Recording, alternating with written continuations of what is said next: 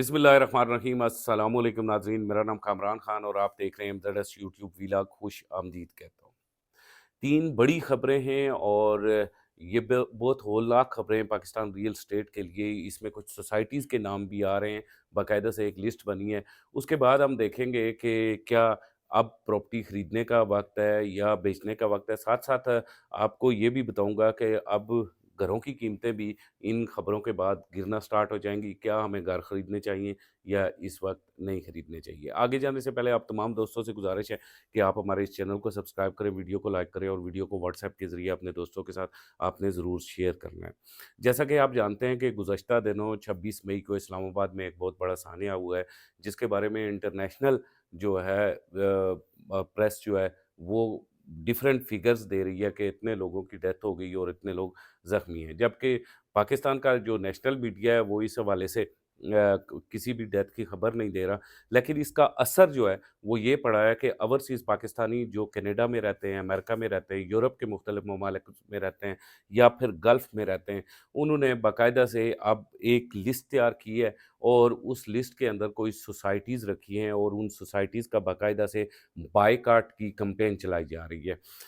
हमारे जो क्लाइंट्स या व्यूअर्स हैं, कनाडा में रहते हैं, अमेरिका में रहते हैं, यूके में रहते हैं, उन्होंने हमसे ये शेयर किया है और उसमें बड़े पैमाने पे जो प्रोजेक्ट्स हैं, वो डीएचए के प्रोजेक्ट हैं। जैसा कि डीएचए लाहौर है, डीएचए गुजरांवाला है, डीएचए मुल्तान है, भावलपुर है, कोयटा है, डीएचए गंधारा का भी उसमें नाम है, डीएचए 2 का भी नाम है और डीएचए जो मारगला इस्लामाबाद बन रहा है। यानी कि डीएचए की जितनी भी छोटे-बड़े प्रोजेक्ट्स या सोसाइटीज़ हैं, उनके बाइकाट के हवाले से एक पेपर सर्कुलेट हो रहा है तमाम ओवरसीज़ पाकिस्तानियों में और उनसे बाकायदा से ओथ लिया जा रहा है कि आपने यहाँ पे इन्वेस्टमेंट नहीं करनी है। और ये एक बहुत बड़ी खबर है कि अगर 2025 में रियल एस्टेट का काम थोड़ा खुलेगा तो हम ये सोचते थे कि डीएचए लाहौर बड़ी तेज़ी से ऊपर आएगा और साथ-साथ पाकिस्तान के प्रॉपर्टी के शोबे ये भी सोच रहे थे कि जो डीएचए इस्लामाबाद है यानी कि डीएचए मारगला जो बन रहा है, ये पाकिस्तान की प्रॉपर्टी में एक रिवाइवल होगा। जिस तरह से इस्लामाबाद, रावलपिंडी में पिछले 2 सालों से हम देख रहे थे कि प्रॉपर्टी के अंदर बहुत बड़ी तबाही आ रही थी।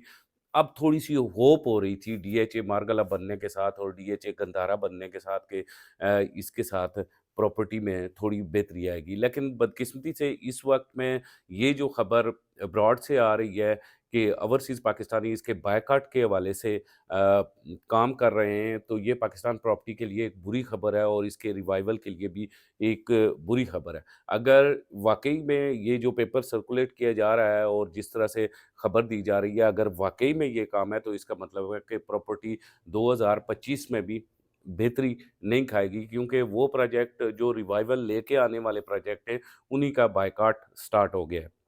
इसके अलावा जो दूसरी बड़ी खबर है, वो हामिद मीर साहब के हवाले से है। आप जानते हैं कि पाकिस्तान के एक मायनाज़ सहाफ़ी हैं, उनका कहना है कि इस्लामाबाद में जो कुछ भी हुआ है वो मतलब ख़तरनाक हद तक हुकूमत के लिए और पाकिस्तान के लिए मनफ़ी साबित हो सकता है।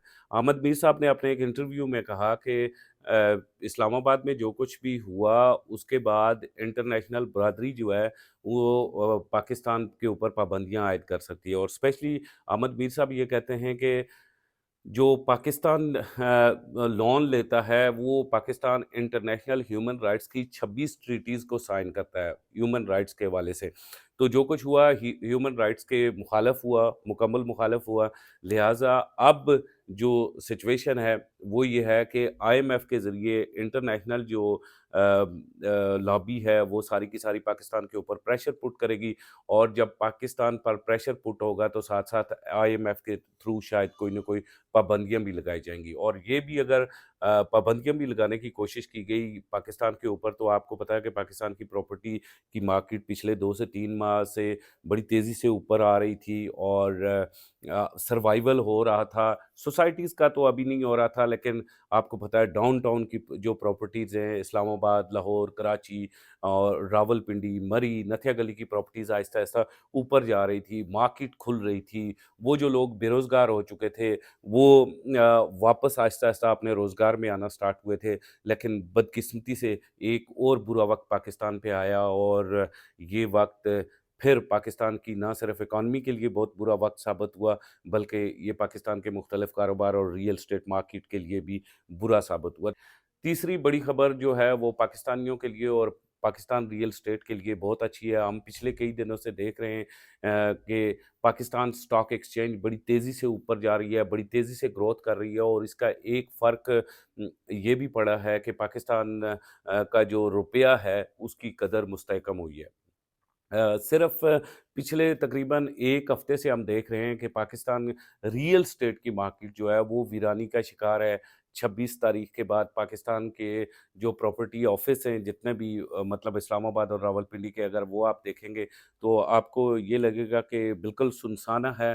صبح آتے ہیں بیچارے، رات تک بیٹھتے ہیں اور پھر واپس چلے جاتے ہیں۔ اس حوالے سے میں نے اسلام آباد کے مختلف سیکٹرز میں پراپرٹی ڈیلرز کے آفس کا دورہ کیا، مطلب G11 میں گیا، اس کے علاوہ گلبرگ کے علاقے میں گیا، بیریا فیز 7 کے علاقے میں گیا، تو خاصی آفیسز میں، دفاتر میں ٹھنڈ ہے، مایوسی ہے اور پریشانی ہے۔ لوگ اپنے کاروبار کی وجہ سے کافی پریشان بھی ہیں اور کافی مایوس بھی ہیں۔ کیا ایسے میں سال 2025 میں گھروں کی قیمتیں بڑھیں گی؟ سب سے پہلی بات یہ ہے کہ سال 2025 میں نہیں، کتنا بھی مشکل وقت ہو، گھروں کی قیمتیں ہمیشہ سے ہمیشہ اوپر جاتی ہیں، کیونکہ پاکستان میں آبادی بہت زیادہ ہے، گھروں کی ڈیمانڈ بہت زیادہ ہے اور سپلائی بہت کم ہے۔ اس لیے یاد رکھیں کہ گھروں کی قیمتیں ہمیشہ سے پاکستان میں اوپر جاتی ہیں۔ سال 2025 میں بھی گھروں کی قیمتیں آپ کو اوپر جاتی ہوئی نظر آئیں گی اور گھر آپ کو خریدنے چاہیے، لیکن باقی پراپرٹی میں آپ کو صرف اور صرف وہ پراپرٹی خریدنی چاہیے جو ڈاؤن ٹاؤن میں پراپرٹی ہے۔ سال 2025 جتنا بھی اچھا ہو جائے مالی طور پر، اس میں پاکستان پراپرٹی کا ایک شعبہ پروفٹ پہ نہیں آئے گا، اور یہ اب لانگ ٹرم پروفٹ پہ نہیں رہے گا۔ بعض ذرائع کا کہنا ہے کہ 2032 تک فائل پروفٹ پہ نہیں آ سکتی، کیونکہ کچھ ایسے معاملات ہیں جو جا کے 2032 تک شاید حل ہوں گے پاکستان میں، یہ جو سیاسی رسا کشی ہے اس حوالے سے۔ تو دعا کریں کہ یہ ایسا نہ ہو، سال 2025-26 میں ہی بہتر ہو جائے، لیکن فی الوقت تمام دوست جو فائل خریدنا چاہتے ہیں ان سے گزارش ہے کہ آپ فائل سے تھوڑا دور رہیں اور پلاٹ خریدیں، شہروں کے اندر پلاٹ خریدیں۔ یہ جو شہروں کے اندر کا پلاٹ ہے، کنجسٹڈ پاپولیٹڈ ایریا کا، ڈاؤن ٹاؤن کا، چاہے کراچی میں ہے، چاہے لاہور میں ہے، چاہے اسلام آباد میں ہے، چاہے مری میں ہے، راولپنڈی میں ہے، نتھیا گلی میں ہے، ایبٹ آباد میں ہے، یہ آپ خریدیں۔ اس نے اوپر ہی جانا ہے، اس نے کبھی بھی نہیں گرنا، کبھی بھی نہیں گرنا۔ اگر دوبارہ کریش ہوگا اور گرے گی تو یاد رکھنا یہ فائل گرے گی اور پلاٹ کے اوپر بالکل بھی کوئی اثر نہیں پڑے گا۔ اس کے علاوہ اوپن لینڈ جو خریدنا چاہتے ہیں، اوپن لینڈ آپ خریدیں، چاہے اپنے پنڈ میں خریدتے ہیں تب بھی خریدیں، شہر میں خریدتے ہیں اور شہر سے تھوڑا سا دور جا کے 50 60 70 کلومیٹر 80 کلومیٹر بھی اگر خریدتے ہیں تو آپ ضرور خریدیے گا۔ راولپنڈی اور اسلام آباد کے ارد گرد جو تھوڑا دور جا کے 70 80 کلومیٹر دور جا کے جتنی بھی لینڈ ہے وہ 1 1.5 لاکھ 2 لاکھ روپے کنال ہے، وہاں پہ آپ فارم ہاؤس خریدیں۔ ان فائلوں کے بجائے وہ آپ کے لیے سال 2025 میں بہت اچھی رہے گی۔ آپ اوپن لینڈ خریدیں، جتنے میں آپ فرض کیا 1.5 کروڑ روپے یا کروڑ روپے کی ایک فائل خریدتے ہیں، اتنے میں 1.5 کروڑ روپے میں آپ 100 کنال زمین خرید لیں گے اور اس 100 کنال زمین پہ آپ فارمنگ بھی کریں گے، کاشتکاری بھی کریں گے۔ بعض لوگ یہ پوچھ رہے ہیں کہ یہ فارم ہاؤس جو 4 کنال 8 کنال کے، ان کی فائل خرید لینی چاہیے، تو اگین آپ کو یہ بتاؤں کہ کوئی بھی فائل نہیں خریدنی چاہیے، چاہے وہ فارم ہاؤس کی ہے، چاہے وہ دوسری ہے تیسری ہے۔ فائل ابھی پروفٹ میں آتے آتے خاصا ٹائم لگائے گی۔ سو جی، آج کی یہ ویڈیو تھی، اسی کے ساتھ مجھے کامران خان کو اجازت دے، اگلی ویڈیو میں ملاقات ہوگی، تب تک خدا حافظ۔